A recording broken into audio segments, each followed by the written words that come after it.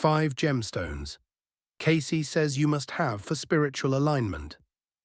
There is a stone that Edgar Cayce said could sing, a living crystal that hums after it rests in your hand, alive with vibration, like the pulse of the universe itself.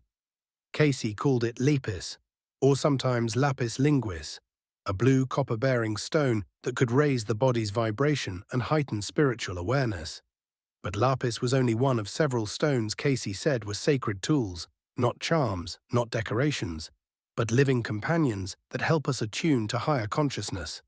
Tonight we explore 5 gemstones Cayce says every seeker should know, stones that align the body, mind and spirit when used with reverence and purpose. Number 1. Lapis, lapis linguis. The singing stone, Cayce described lapis as a stepping stone to the infinite. He said it strengthens intuition, steadies the nerves, and raises the vibration of the whole body. When fused with copper, it becomes alive, throwing off and drawing in subtle energy. In one reading, he told a man to hold the stone 5 or 10 minutes, then place it down and listen. The sensitive soul, he said, might hear a faint hum, the song of vibration itself. To Cayce, this wasn't superstition. It was physics of the spirit. Every atom in the universe resonates, and when a human being attunes to that rhythm, the boundary between matter and spirit disappears. Lapis works best when used prayerfully. Hold it near the throat or heart during meditation, breathe slowly, and set an intention for clarity and truth. It magnifies what you bring to it, so center your heart first. Approach it with love, and it will echo love back. Number 2. Moonstone with platinum. The balancer of emotion. In reading 1620-2, Cayce told a woman seeking spiritual purpose to wear a moonstone ring and keep platinum around her body. He said their vibrations would keep her animation in accord with the best she may accomplish. Moonstone, he explained elsewhere, harmonizes the emotions and aligns the soul with divine rhythm, perfect for those who feel the tides of life deeply. It softens reaction, increases patience, and reflects light gently, just as the moon reflects the sun. Platinum, he said, steadies the current. It grounds inspiration so it becomes practical action. Together they bring calm focus, heaven's reflection anchored to earth. If you tend to absorb others' moods or swing from excitement to exhaustion, Moonstone restores balance. Hold it over the heart, visualize silver light moving through you, and repeat Cayce's affirmation. Let my vibration be at one with the creative force. Number 3. Pearl, the stone of peace and purity. Cayce often spoke of the pearl when counseling emotional healing. He said the pearl symbolizes beauty born from irritation, spiritual growth through challenge. Like the oyster transforming a grain of sand into luster, we too can turn life's friction into grace. He linked pearls with even temper, patience, and calm communication. They soothe the nerves and quiet the mind, especially for those who speak or teach. He reminded seekers that outer harmony begins with inner poise.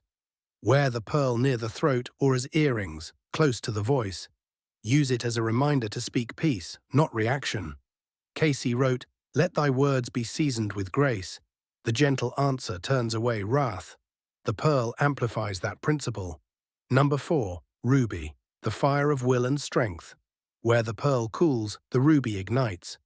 Cayce described ruby and its companion, bloodstone, as energizers of the vital forces, stones that stimulate courage, endurance, and strong circulation. But he gave a warning. The same fire that strengthens can also inflame. Ruby magnifies the will. If the motive is pure, it gives power to accomplish divine purpose. If ego drives it, the heat becomes restlessness or pride. So before wearing ruby, Cayce advised meditation on intent. Ask, what do I truly serve, self or spirit? When worn by a centered soul, ruby awakens vitality and determination without aggression. It's ideal for those embarking on new projects or overcoming fatigue of purpose. Place it on the left hand or over the solar plexus in prayer. Let it remind you that true strength is surrendered strength, the will aligned with divine will. Number 5. Bloodstone, the grounding force. Bloodstone was Cayce's remedy for those easily unbalanced by high vibration. He called it the stone of equilibrium, a stabilizer that connects the higher centers to the earth. It harmonizes with the heart and bloodstream, steadying both emotion and circulation. He said its deep green with red flecks symbolizes life-meeting spirit, the physical infused with divine pattern. Use Bloodstone when you've worked intensely with intuition or spiritual healing and need grounding. Hold it in the palm after meditation, breathe slowly, and imagine its energy anchoring you back to the body, safe and whole. When combined with Ruby, Cayce said, the two balance passion with purpose, the warrior and the sage in one vibration. Cayce's golden rule for all stones. Cayce warned, never worship the light of the candle, seek that to which it guides you. Gemstones are instruments, not idols. They amplify what already exists within.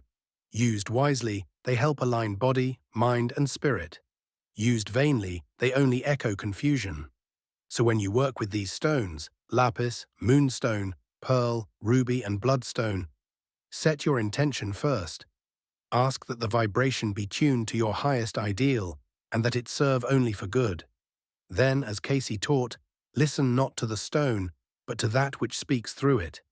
That voice is the whisper of your own soul, remembering harmony with the creative force. Through these 5 gemstones, Cayce gave us a map of balance. Lapis for vision and truth, moonstone for emotional peace, pearl for purity and grace, ruby for divine strength, and bloodstone for grounded stability. Together they represent the full chord of human vibration, spirit, mind, emotion, will, and body, all tuned to the same celestial note. They are the living stones of Scripture, the minerals that remind us the earth itself is conscious and eager to assist our evolution. Hold them with gratitude, and they will respond. For as Cayce said, every atom sings his song. If you enjoyed this exploration of Edgar Cayce's gemstone readings, please take a moment to subscribe to the Edgar Cayce Files here on Mystic Podcast Cruise. Your subscription truly helps us grow and continue sharing Cayce's timeless wisdom, stories of vibration, healing, and the awakening of the soul. Thank you for listening, and may the light within you always resonate with the living stones of the earth.